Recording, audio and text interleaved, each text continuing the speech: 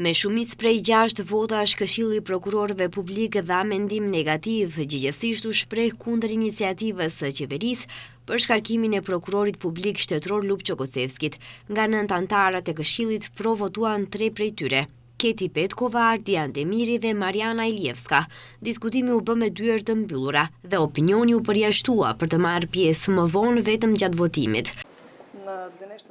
Në seancën e sotme, anëtarët e Këshillit, duke shqyrtuar propozimin e qeverisë për shkarkimin e prokurorit publik Lupço Kocevskit, sollën vendim me shumicë votash të anëtarëve të Këshillit dhe dhanë mendim negativ për propozimin e qeverisë për shkarkim.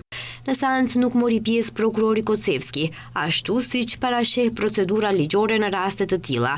Përndryshe, qeveria e ka ndërprer procedurën për shkarkimin e Kocevskit pas tragjedisë që ndodhi në Koçan. Javën e kaluar vetë kryeministri Kristian Mickoski tha se procedura e iniciuar nga qeveria në muajin shkurt duhet të mbetet në fazën që është për momentin për shkak të hetimeve për zjarrin në Koçan, ku pjesë e hetimeve është edhe Kocevski.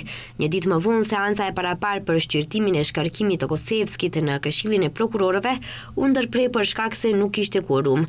Në të njëjtën ditë, zëdhënësja e qeverisë Marja Miteva në preskonferencë tha se qeveria po e ndërpret procedurën e shkarkimit të prokurorit publik Lupço Kocevskit dhe edhe në qoftë se Këshilli i Prokurorëve jep mendim për shkarkimin e tij, qeveria atë nuk do ta dërgojë për procedurë të mëtejshme në kuvent, ku duhet edhe të sillet vendimi.